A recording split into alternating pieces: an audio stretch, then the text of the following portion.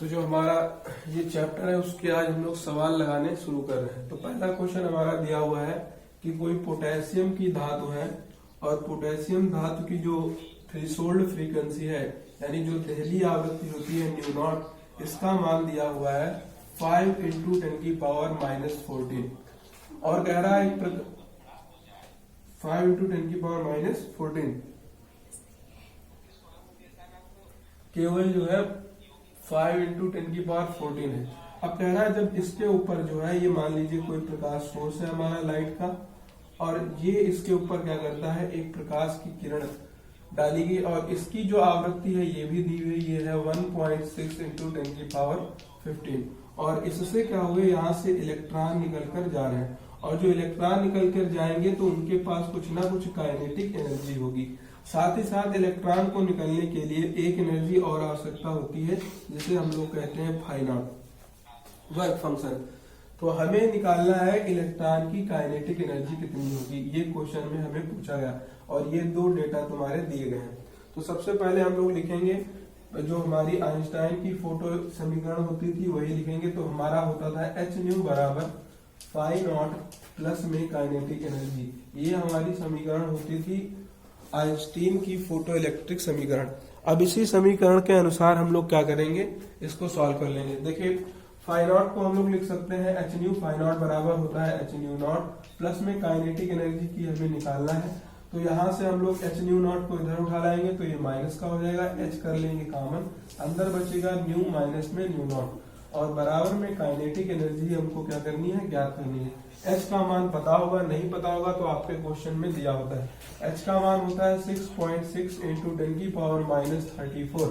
अब इसका मान रख देते हैं हम लोग, प्लांक की नियतांक बोलते हैं इसको, 6.6 × 10⁻34। न्यू का मान हमें दिया हुआ है 1.6 × 10⁻15 माइनस का न्यू नॉट का मान दिया हुआ है 5 × 10⁻14। अब इसमें हम क्या करें कि ऐसी पावर दोनों को घटाना है तो हम लोग क्या करेंगे, पावर दोनों को क्या कर लेंगे बराबर, और ये चल रहा है काइनेटिक एनर्जी के बराबर है। तो हम लोग क्या लिखेंगे, अगर हम दशमलव को इधर ले आए यानी इसको 16 करेंगे तो ये 10⁻14 हो जाएगा। तो हम लोग लिखेंगे 6.6 × 10⁻34, यहाँ पर हो जाएगा 16 × 10⁻14 माइनस का 5 × 10⁻14। अब आसानी से घटा सकते हैं, 16 में से 5 जाएगा बचेगा 11 यानी 6.6 × 10⁻34 इंटू में 11 इंटू में 10⁻14। अब 10 की पावर इधर 14 है, यहाँ पर है 14, तो -34 में से 14 घटाएंगे कितना बच जाएगा हमारा, माइनस का 20। तो यहाँ पर हो गया हमारा 10⁻−20 और 11 की गुणा 6.6 से करा देंगे तो 11 × 66 6 बचा, फिर 11 × 66 6 72, एक अंक के बाद दशमलव है तो 72.6 × 10⁻−20 ये आ जाएगी हमारी काइनेटिक एनर्जी। और एनर्जी का जो मात्रक होता है वो होता है जूल। तो ये हो जाएगा हमारा आंसर, ये हमारी काइनेटिक एनर्जी आ गई इलेक्ट्रॉन की। तो इतना बात आपको समझ में आया होगा और दिख भी रहा होगा आपको। तो ये क्वेश्चन रहा।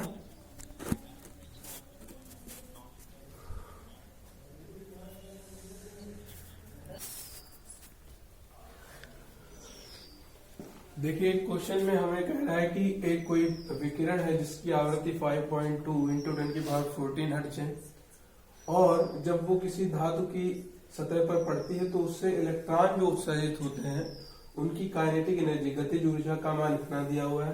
तो कह रहा है जो मेटल है यानी जो धातु है उसकी हमें फ्रीक्वेंसी बताना है थ्रेशोल्ड वाली, तो ये हमें ज्ञात करना है इसके अंदर। तो हम लोग क्या कहेंगे कि हमने अभी पढ़ रखा है कि काइनेटिक एनर्जी बराबर हमने निकाला था तो आया था hν माइनस में ν0।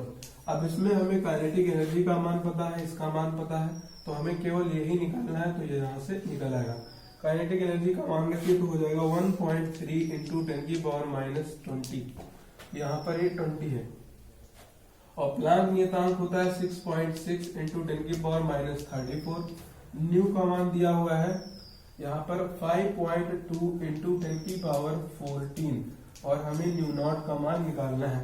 यहाँ पर ये गुणे में है, भाग में आ जाएगा 1.3 इंटू में 6.6 इंटू में 10⁻20 अपान में 10⁻−20 34 बराबर में 5.2 इंटू 10 की पावर 14 माइनस का न्यू नॉट। इसको कैंसिल करिए, पॉइंट से पॉइंट चला जाएगा, यहाँ से 20 है और यहाँ पर 34 है, तो बचेगा कितना, माइनस का 14, और माइनस का 14 ऊपर जाएगा प्लस का 14, और 66 को जब हम लोग 13 से काटते हैं तो 1.3, तो करीबन जो है आपका 1.9 आएगा। तो 1.9 इंटू 10 की पावर माइनस का प्लस का हो जाएगा ऊपर 14 बराबर 5.2 है इधर, 5.2 इंटू 10 की पावर 14 न्यू नॉट। अब अगर हमें न्यू नॉट निकालना है तो माइनस का ये है, इधर ले आएंगे प्लस का हो जाएगा, तो न्यू नॉट बराबर 5.2 इंटू 10 की पावर 14, और ये प्लस का है माइनस का हो जाएगा 1.9 इंटू 10 की पावर 14। अब 5.2 में से 1.9 हटा लेंगे हम लोग, तो 5.2 1.9, 12 में से 9 जाएगा, बचेगा हमारा 3, 4 में से 1 गया, बचेगा हमारा 3, तो 3.3 इंटू 10 की पावर 14 हमारी फ्रीक्वेंसी प्राप्त हो जाएगी, वो भी हर्ट्ज में। फ्रीक्वेंसी का मात्रक होता है सेकेंड इनवर्स, और सेकेंड इनवर्स को हम लोग हर्ट्ज भी लिख सकते हैं। तो ये हमारा क्वेश्चन क्या हो गया, सॉल्व हो गया। चलिए अब अगला क्वेश्चन करते हैं हम लोग।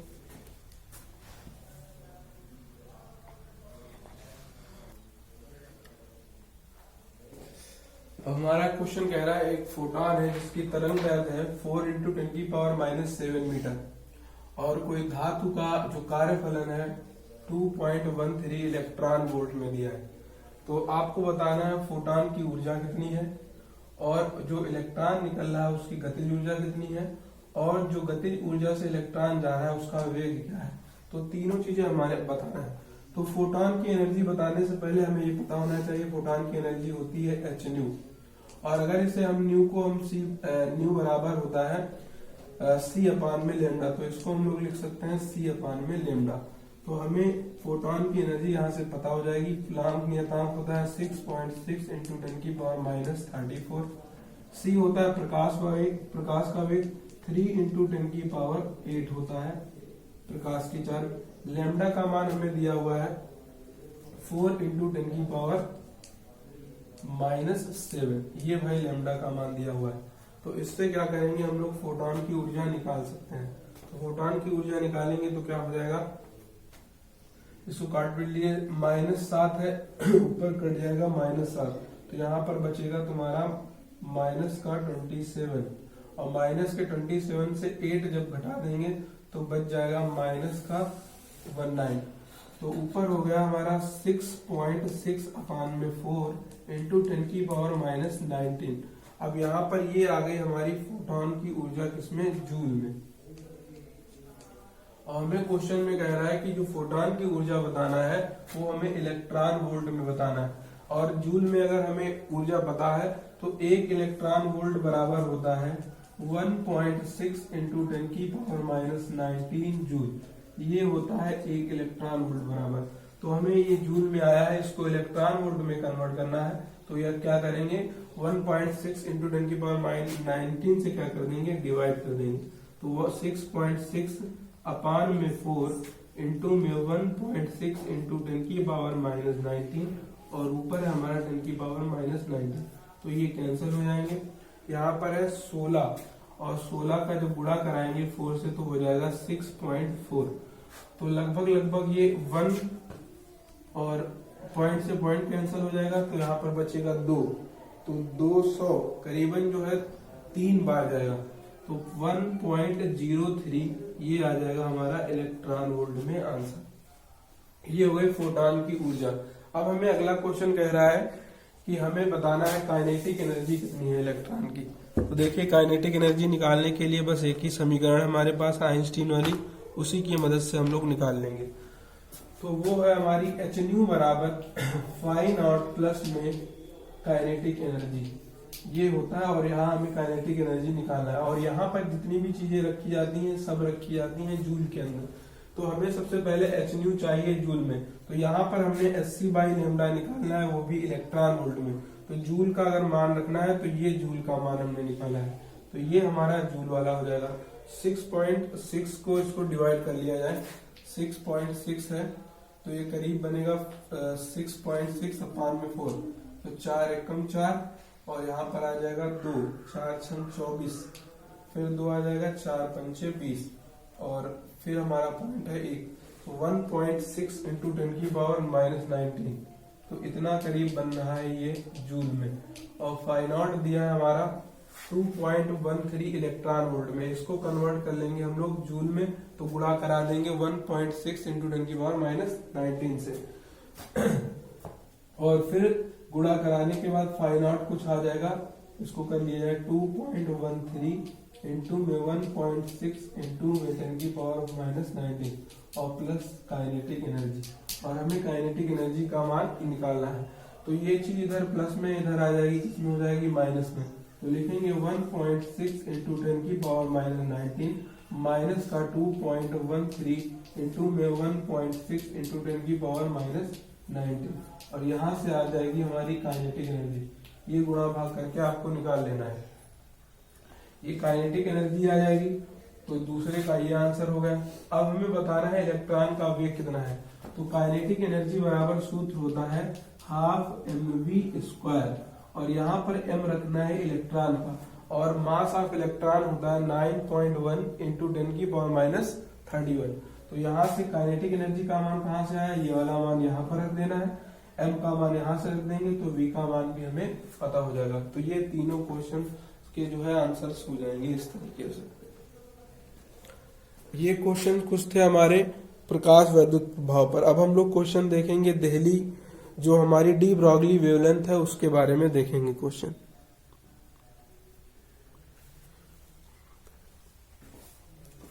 अगला क्वेश्चन है हमारा, एक इलेक्ट्रॉन का वेग दिया हुआ है 5.4 इंटू 10 की पावर 6, तो कह रहा है इस इलेक्ट्रॉन के लिए डी ब्रॉगली तरंग दैर्ध्य बताइए। तो डी ब्रॉगली तरंग दैर्ध्य होता है लैम्डा बराबर h अपान में mv। अब यहाँ पर h का मान होता है 6.6 इंटू 10 की power minus 34, mass of electron होता है 9.1 इंटू 10 की पावर माइनस 31 kg, और लेकिन यहाँ पर जो है kg में दिया है तो kg में रखेंगे। फिर वेग का मान दिया हुआ है 5.4 इंटू 10 की पावर 6, ये निकाल लेंगे तो ये इलेक्ट्रॉन की क्या आ जाएगी, तरंग दैर्ध्य आ जाएगी। अगर यहाँ पर हमें निकालना है भाई तो हमें सूत्र लगाना होगा लैम्डा बराबर h अपान mv। यहाँ पर मास दिया है ग्राम में फुटबॉल का, गेंद का, तो हमें इसको बदलना होगा किलोग्राम में। तो लैम्डा बराबर लिखेंगे h होता है 6.6 इंटू 10 की पावर माइनस 34, यहाँ पर m का मान इसको बदल लीजिए 150 अपान में क्या लिखेंगे 1000, या 1000 नीचे ऊपर गुणा करा दिए 10 की पावर माइनस 3 से, और एक जीरो इधर एक जीरो कैंसिल हो जाएगा, 10 की पावर माइनस 2 बचेगा। तो यहाँ पर हो जाएगा 115 इंटू 10 की पावर माइनस 2 इंटू में वेग दिया हुआ है हमारा 30। जब इसको सॉल्व कर लेंगे तो ये आ जाएगी गेंद की तरंग दैर्ध्य, इसको सॉल्व कर लेंगे तो ये आ जाएगी इलेक्ट्रॉन की तरंग दैर्ध्य, और ये है क्या, डी ब्रॉगली तरंग दैर्ध्य का जो है सूत्र होता है, तो वो आ गया यहाँ पर। इससे दोनों तरंग दैर्ध्य हम लोग क्या करेंगे, निकाल लेंगे। ये सॉल्व कर लीजिए आप।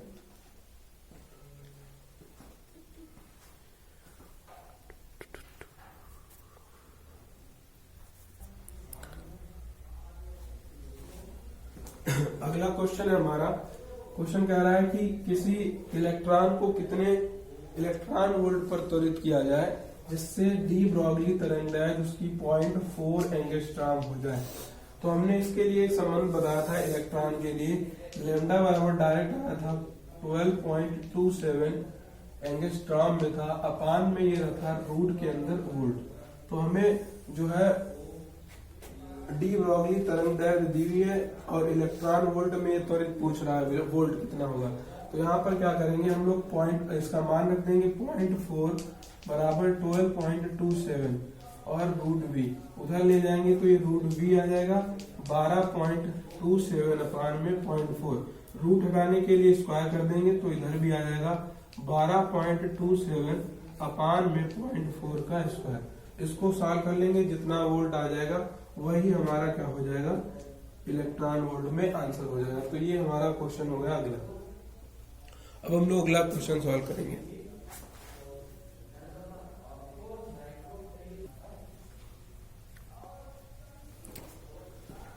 अगला क्वेश्चन ये कह रहा है कि एक प्रोटॉन है और एक हमारा अल्फा गण है, ये दोनों जो है इनकी गतिज ऊर्जा सेम है।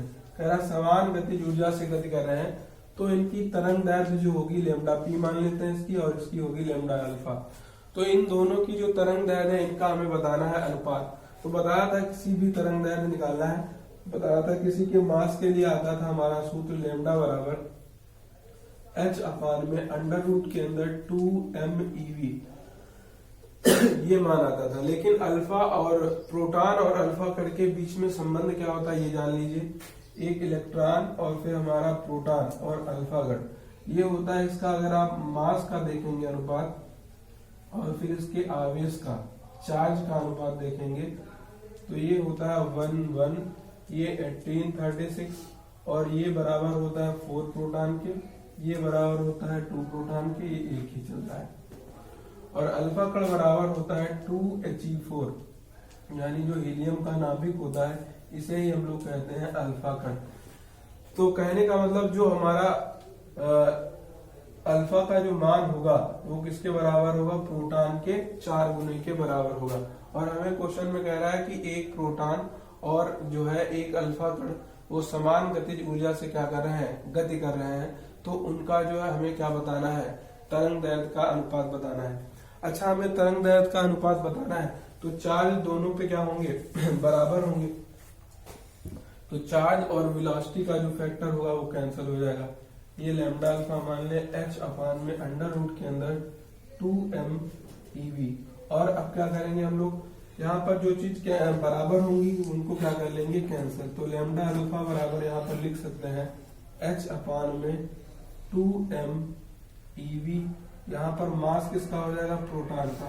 फिर क्या लिखेंगे, अल्फा और h अपान में अंडर रूट के अंदर 2 मास किसका हो जाएगा, आपकी बार अल्फा का। इलेक्ट्रॉन बोल तो चलता रहेगा, तो जो चीज कॉमन है वो काट देंगे यहाँ से, h कैंसिल, 2 कैंसिल हो जाएंगे, बचेगा क्या यहाँ पर, तो लैम्डा पी अपान में लैम्डा अल्फा बराबर बन जाएगा अंडर रूट के अंदर बचेगा यहाँ पर मास अल्फा है ये चला जाएगा ऊपर और मास प्रोटॉन है ये कहाँ आ जाएगा, नीचे। अच्छा, मास प्रोटॉन का तो हमें एक ही रखना है क्योंकि मास हमें पता है कि एक प्रोटॉन का मास एक प्रोटॉन के बराबर होगा। लेकिन मास जो अल्फा का है वो कितने के बराबर होता है, 4 प्रोटॉन के। तो हम लोग लिखेंगे लैम्डा पी अपान में लैम्डा अल्फा बराबर होता है 4 मास ऑफ प्रोटॉन अपान में मास ऑफ प्रोटॉन। तो ये रखा है, तो मास ऑफ प्रोटॉन कैंसिल हो जाएगा 4 है, 4 का रूट क्या हो जाएगा 1। तो लैम्डा पी अपान में लैम्डा अल्फा का जो अनुपात है वो आ जाएगा 2:1। यही क्या हो जाएगा, हमारा आंसर हो जाएगा। चलते हैं फिर अगले क्वेश्चन पर।